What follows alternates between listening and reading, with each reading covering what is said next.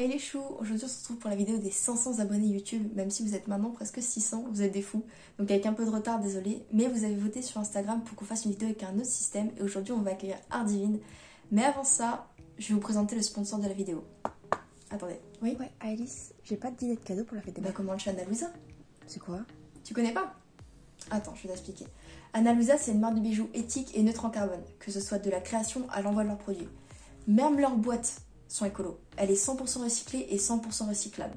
Ils sont 100% transparents par rapport à la composition et à la création de leurs bijoux. Et ils sont d'ailleurs faits de deux manières. Soit en laiton plaqué hors 14 carats, soit en argent sterling recyclé, donc 92,5% d'argent pur. Je te jure, et pareil, plaqué or. Même leurs diamants sont écolos. Ils sont écolos et cruelty free parce qu'ils sont fabriqués en laboratoire. Donc il n'y a pas d'exploitation de mine ni d'exploitation humaine et il n'y a aucun test sur les animaux. Franchement, c'est génial. Ils sont de super bonne qualité. Là, je porte une de leurs paires de boucles d'oreilles et franchement, je suis amoureuse de leurs produits. Et même leurs pochons sont trop choux. Genre, si tu me crois pas, j'ai commandé ça justement pour ma mère, pour la fête des mères. C'est une petite bague qui est vraiment juste trop mignonne. Regarde-moi ça. Genre vraiment trop mignonne. Ils en ont pour tous les goûts, de tous les styles vraiment et pour toute gamme de prix. Donc je suis vraiment sûre que tu trouveras ton bonheur. Et avec mon lien, parce que oui, ils m'ont donné un lien, sinon il serait pas autant génial. Avec mon lien, t'as moins 40% sur le deuxième bijou acheté. Ouais, tu peux le retrouver dans la description. Mais franchement, ils sont hyper rapides en termes de livraison et ils sont juste géniaux et leurs bijoux sont de super qualité. Donc fonce. Si t'as pas encore de cadeau, fonce. Et c'est pareil pour vous. Si vous n'avez pas encore d'idée de cadeau pour la fête des mères, vous pouvez vraiment foncer. Ils sont géniaux. Et du coup, vous retrouverez mon lien dans la description. En attendant, je vous laisse avec la vidéo.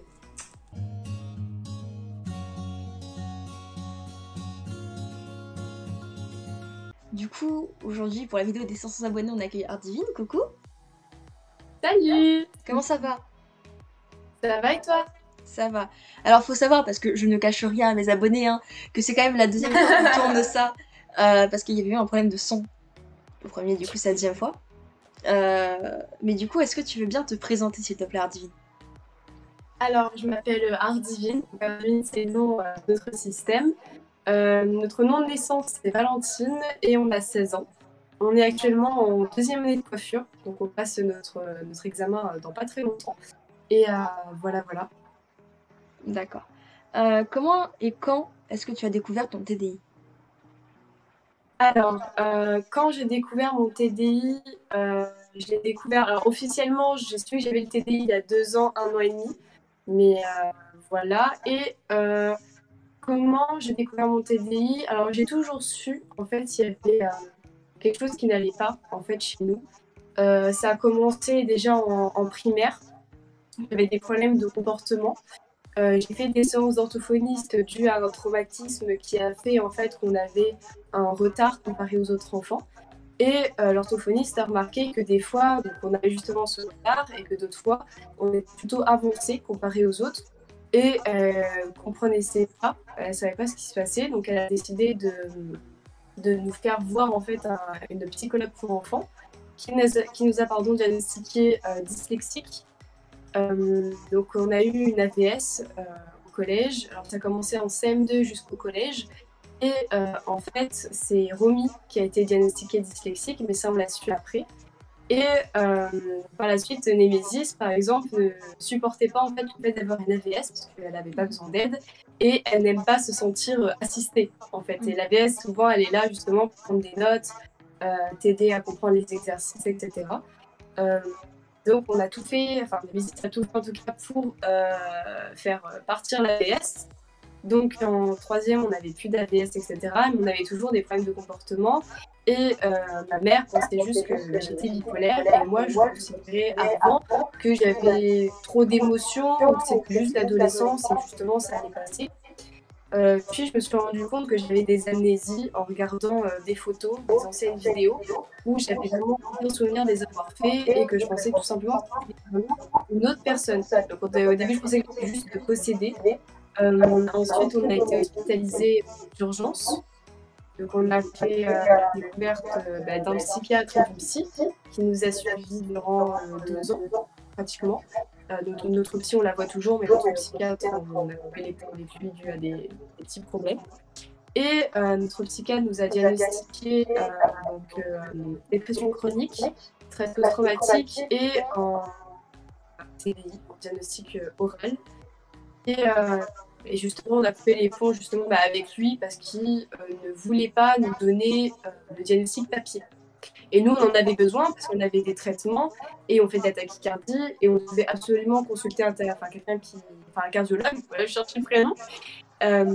Mais vu que j'avais des traitements qui pouvaient faire en sorte d'avoir justement de la tachycardie, alors que j'en fais depuis longtemps, il fallait justement les papiers et tout qui prouvent tout ça, mais il n'a pas voulu. Donc, ça a poussé son coup de gueule. Et c'est parti assez loin. On a coupé les ponts avec lui. Donc, voilà. Donc, ça fait 2 ans que je sais que j'ai TDI. J'ai compris ce que c'était seule.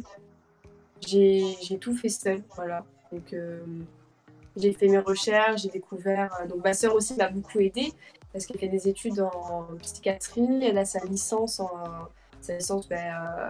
psychiatrie. Bon, je ne m'y connais pas, je ne sais pas qu'est-ce que c'est comme licence, mais en tout cas, elle a étudié le TDI, elle a étudié d'autres troubles.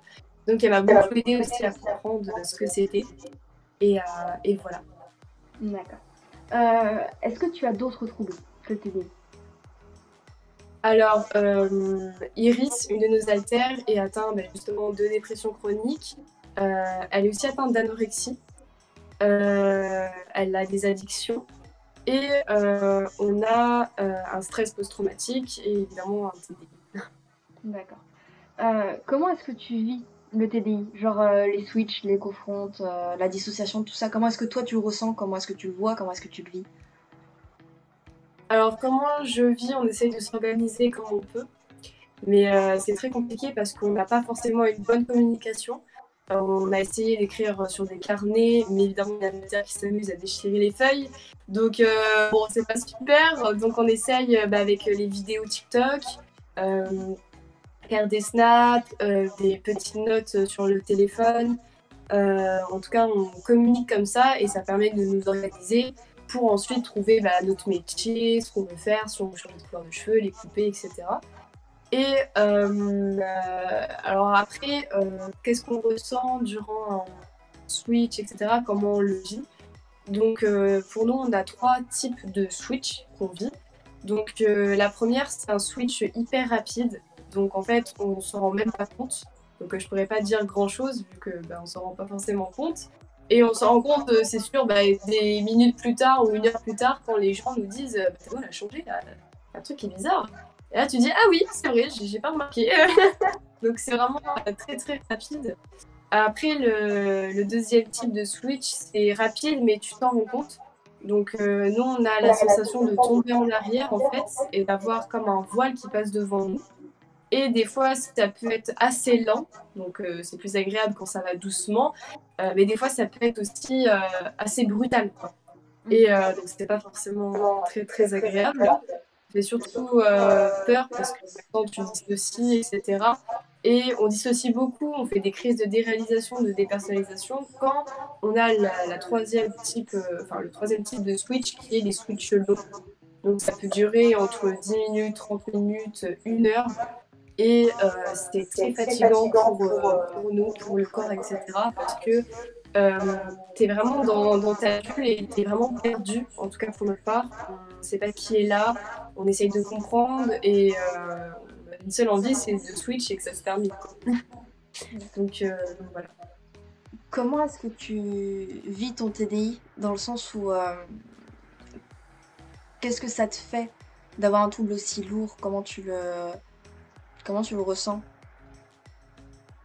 En vrai, on est un peu dans, comment dire, on accepte notre trouble, mais on essaye de se convaincre d'un côté que c'est pas forcément ça, tu vois. On sait que c'est ça, mais on essaye de trouver la moindre chose qui peut faire en sorte que c'est pas forcément ça. Donc c'est un peu du déni, mais c'est surtout accepter que tu as ce trouble à vie. Et je pense que c'est le plus compliqué parce que c'est épuisant. Et tu te dis que, enfin moi, j'aimerais tellement avoir une vie normale, ne pas avoir de TDI pour voir ce que ça fait, en fait, d'être vraiment seule et être maître vraiment de tous tes choix. Voilà, si tu veux te faire écolo, tu l'as fait maintenant et t'as pas forcément les haltères qui vont te dire ah, moi j'aime pas, non moi ça, moi aussi. C'est vraiment ça qui est dur à accepter, qu'on vit, mais on vit différemment des autres. Et c'est pas toujours facile, surtout au début. Voilà, ça fait que 2 ans que j'ai appris les TDI. Plus ça évolue, plus tu arrives à t'organiser, plus tu es organisé, plus c'est facile à vivre. Mais nous, on n'a pas beaucoup d'organisation. On survit, quoi. Mais bon. Est-ce que tu as des anecdotes, que ce soit par rapport au TDI, à ton système ou même à ta communauté? Parce que je rappelle qu'Ardivine est aussi sur les réseaux, que ce soit sur YouTube, où je vous mettrai sa chaîne du coup dans la description, mais aussi sur TikTok, où tu as près de 27 000 abonnés, donc je vous mettrai aussi son TikTok. Est-ce que tu as des anecdotes par rapport à tout ça? C'est drôle, mais à la fois c'est un peu triste. Mais bon, ça fait partie de notre vie quotidienne. C'était en fait Iris, qui est une altère qui porte le trauma, donc qui est Trauma Holder, qui était là la matinée. Donc elle est allée au lycée le matin et l'après-midi, en fait, elle a eu une grosse dispute avec notre petite amie.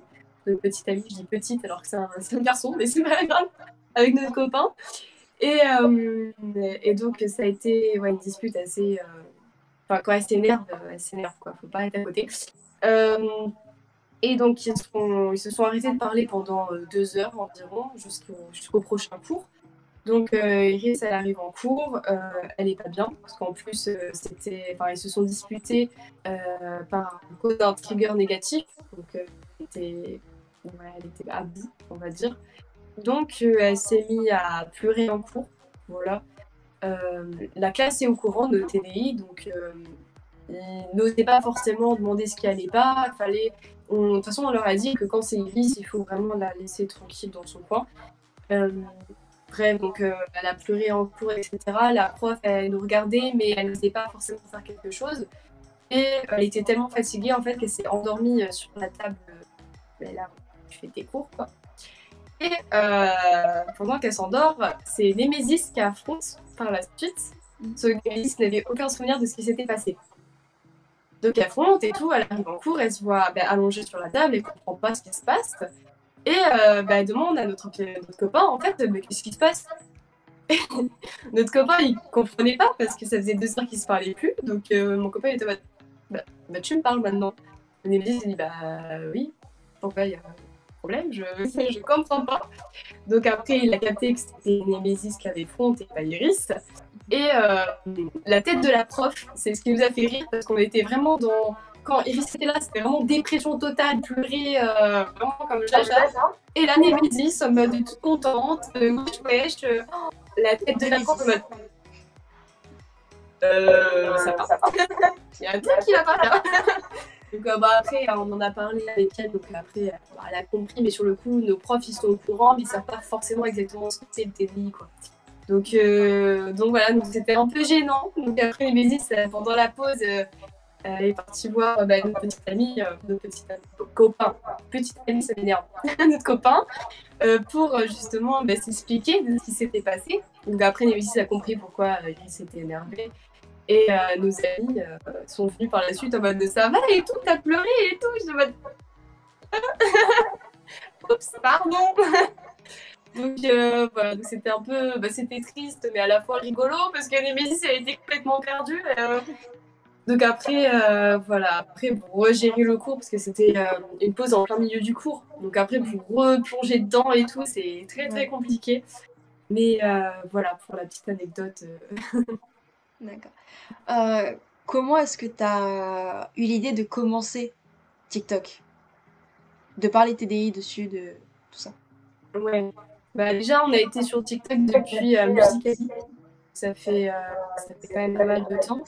Et on a vraiment décidé de parler du TDI donc sur le compte qu'on a actuellement Ardivine parce que on aurait aimé que quelqu'un nous en parle. Alors, on a découvert Olympe, par exemple, beaucoup plus tard, avant qu'on fasse des vidéos dessus. Et dans ce cas-là, on voulait vraiment informer les gens parce qu'il y a beaucoup de tabous là-dessus. Les gens n'y croient pas, ils ont Split comme référence, ils pensent que c'est de la possession, alors que ça n'a rien à voir avec la religion. Il y a beaucoup de gens qui ont peur en fait, de ça, et moi j'ai envie de dire, certes ça peut être impressionnant parce que les gens ne le vivent pas, et quand on parle, tu te dis ok, là cette fille elle est plusieurs et tout, c'est what the fuck quoi.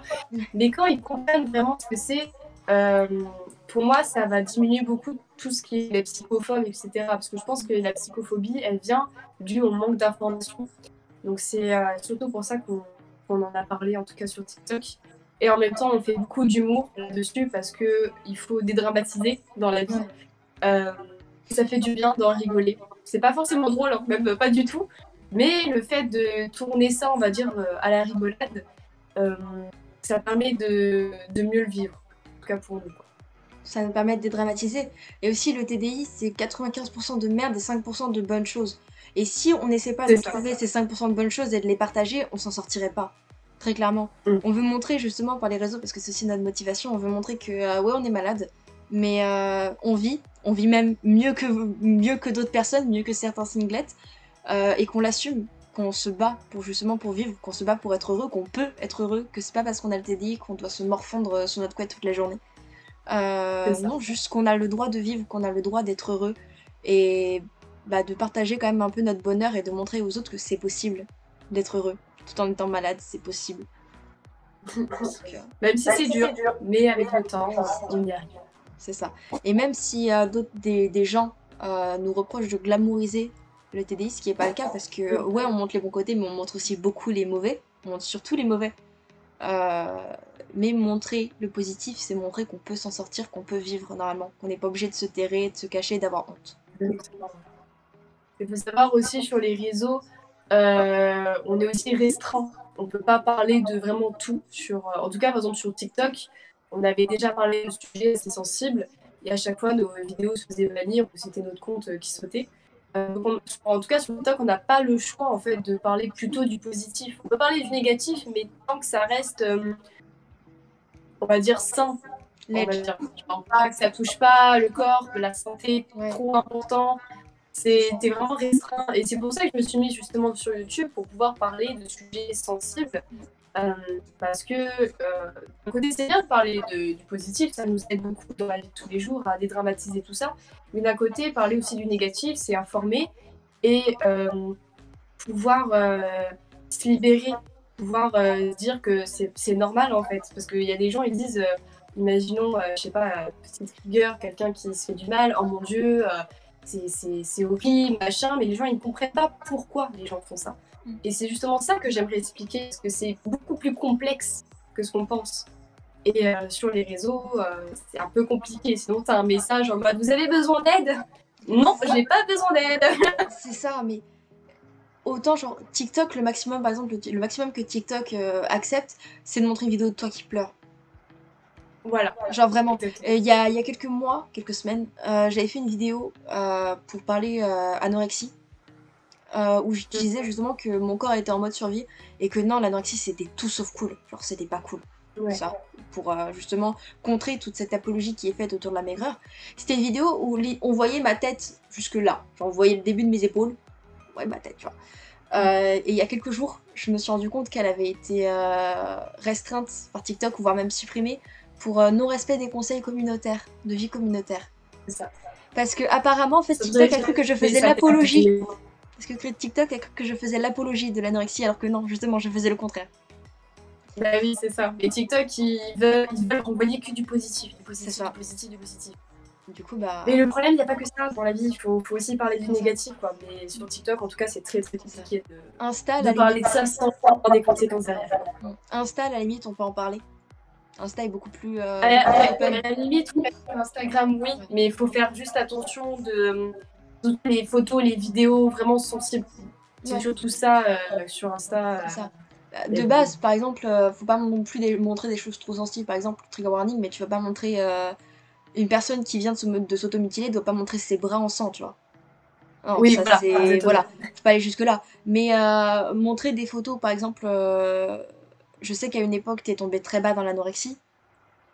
Montrer des photos de ton corps à une époque pour que les gens se rendent compte d'à quel point ça peut faire du mal au niveau du corps, à quel point c'est dangereux pour la santé, ça, c'est ok. Genre, justement, c'est de la prévention.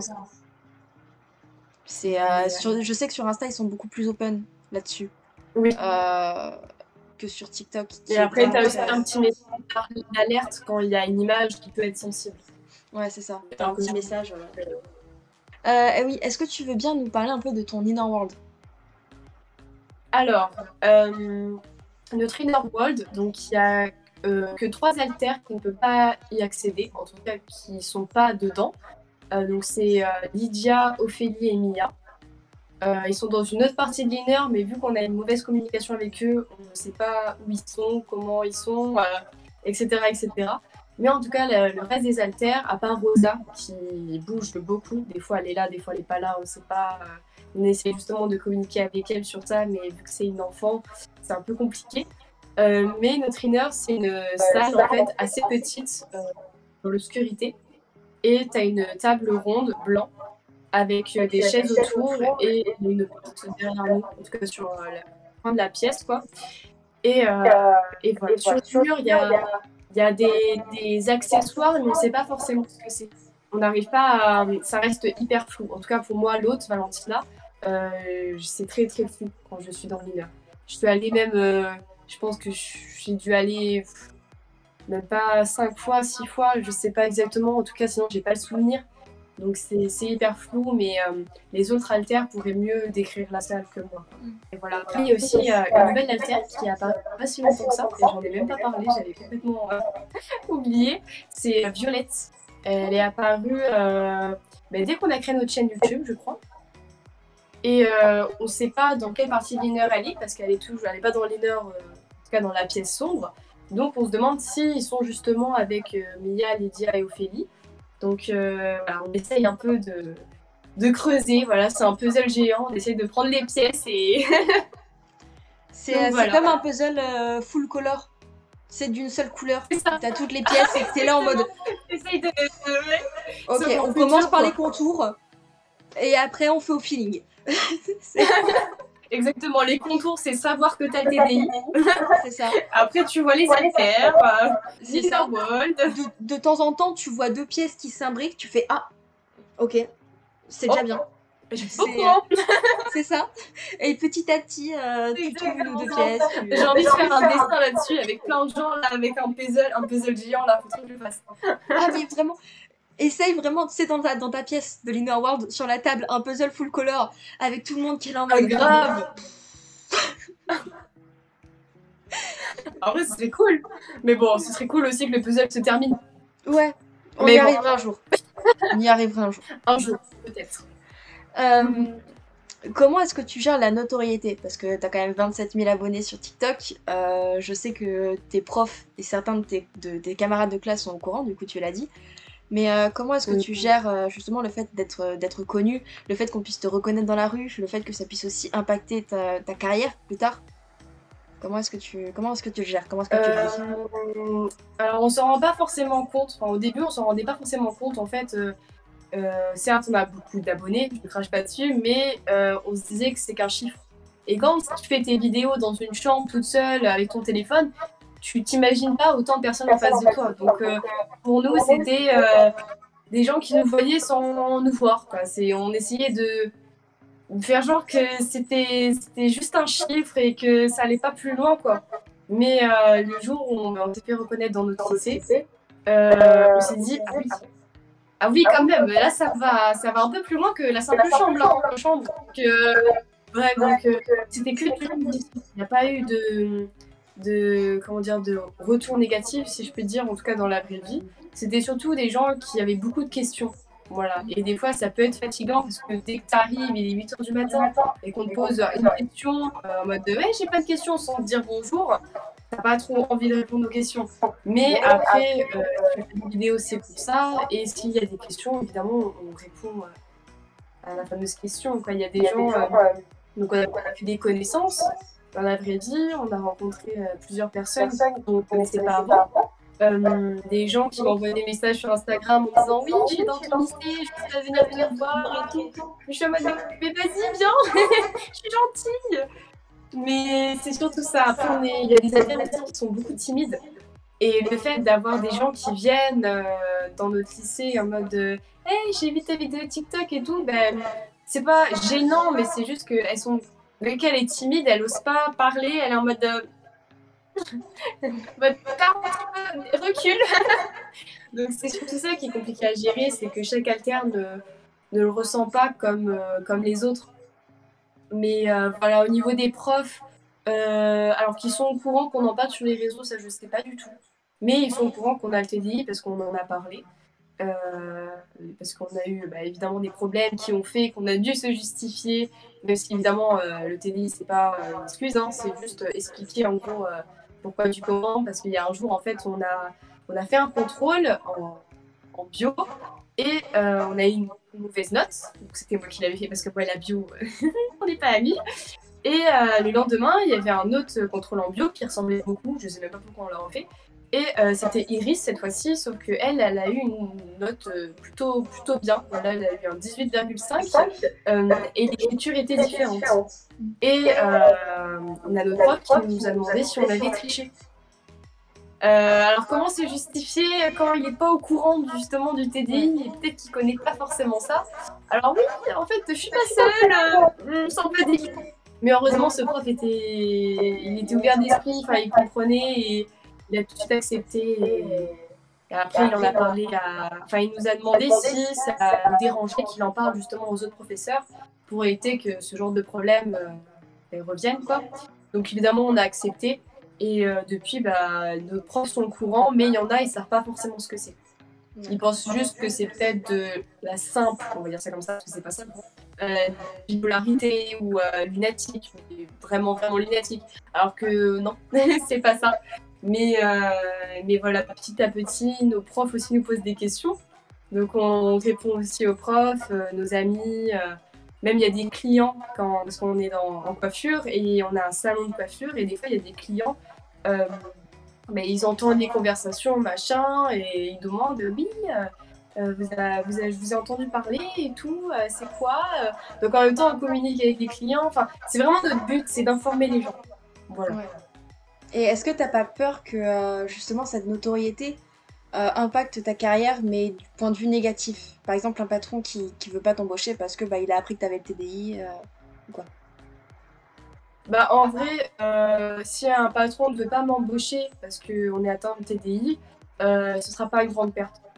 On veut vraiment un patron déjà qui accepte notre trouble. Certes, c'est pas facile parce que gérer quelqu'un qui a ce trouble, dissociation et tout, le travail, c'est compliqué, hein. Donc il faut qu'il accepte et qu'il sache ce que c'est. Et s'il ne veut pas, ou que par exemple il m'a vu sur les réseaux et il veut pas que je fasse des vidéos sur les réseaux ou machin, j'aurais rien perdu. Ça aurait été quelqu'un de mauvais pour nous en tout cas. Et chers abonnés, je le rappelle, si un patron refuse de vous embaucher, que ce soit par rapport à votre poids, votre couleur de peau ou votre handicap ou votre santé justement, que ce soit physique ou mentale, c'est illégal. C'est de la discrimination, vous pouvez porter plainte parce que c'est illégal. Un patron n'a pas le droit de refuser de vous embaucher pour ça. Généralement, si c'est un patron qui n'est pas du tout open par rapport à ça, il refusera de vous embaucher mais il trouvera une autre excuse. Mais si vous avez la preuve que c'est de la discrimination, vous pouvez porter plainte pour ça parce que c'est totalement illégal. Et c'est bon de le savoir, je trouve, parce que peu de gens savent, l'air de rien.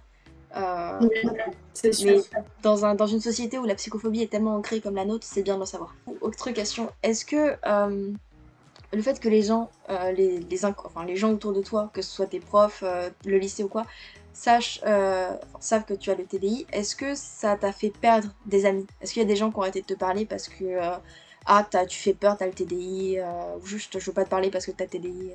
Ouais. Est-ce que t'as perdu des gens? Alors, on a eu ça. Alors en fait,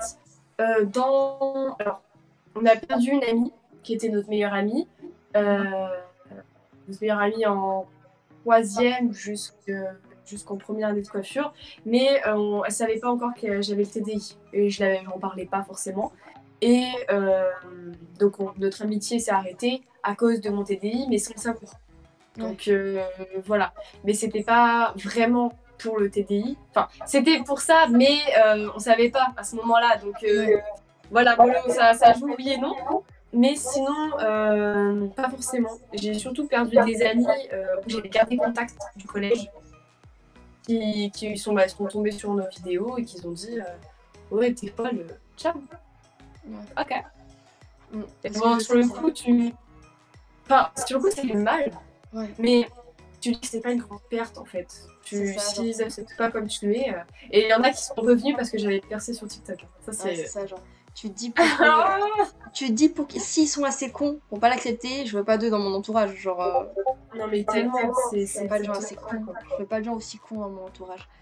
Arrivé en CAP coiffure, parce que j'étais en couple en troisième, enfin j'étais.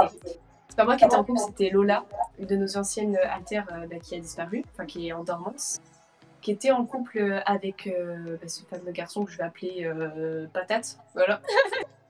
Et en fait, elle faisait tout pour plaire justement à ce garçon et à en perdre qui était vraiment, tu vois. Elle se forçait à avoir, par exemple, lui, il adorait les cheveux longs, les filles minces, machin. Donc, elle faisait tout comme elle aimait, quoi, comme il aimait. Donc, bref, et quand ils se sont séparés, ça a été un gros trigger.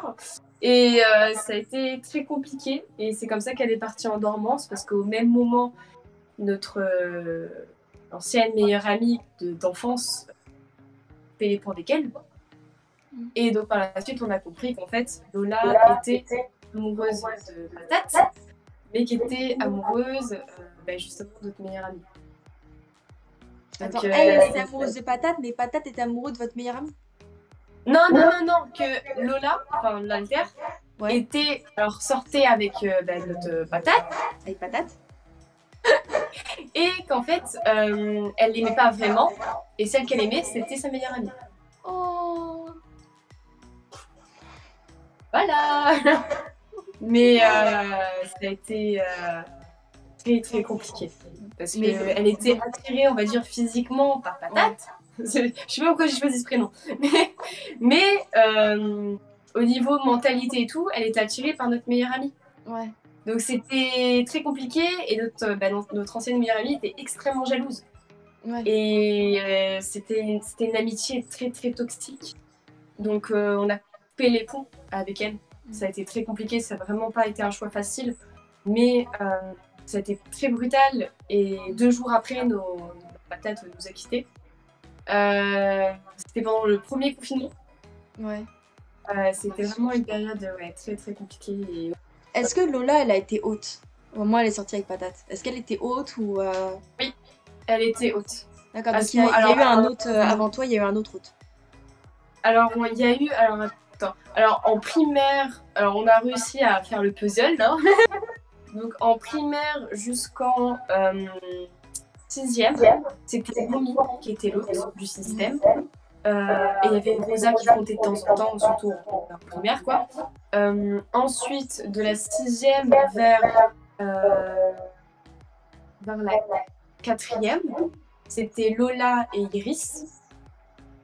Il y avait Némésis, mais elle n'était pas l'autre. C'était compté souvent, mais pas de là à être haute. Ouais. C'était vraiment Romy qui était l'autre avec Iris. Et de la 3e jusqu'à...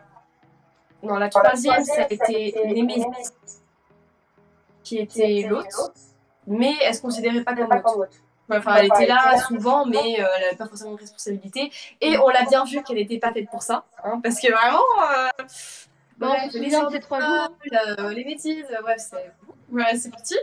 Et en première année de coiffure, c'était moi, Valentina. Donc je pense que alors je sais pas quand je suis apparue exactement, moi, mais je sais que j'ai le souvenir de la première année de coiffure, même si c'est un peu flou, jusqu'à la 2e année. Donc là, en ce moment, ça fait vraiment 1 an que moi je suis haute. Mais après, c'était vraiment brouillon. Merci à Ardivine d'être venue sur la chaîne pour cette vidéo des 500 abonnés. Vraiment, merci beaucoup. Merci à vous. En attendant, toi, je te fais plein de gros bisous. Et je vous fais plein de gros bisous à vous aussi. À la semaine prochaine. Bisous. Ciao. Et n'oubliez pas, chez Analusa, avec mon lien que vous trouverez dans la description, vous avez moins 40% sur le 2e bijou. Donc, profitez-en. Bisous.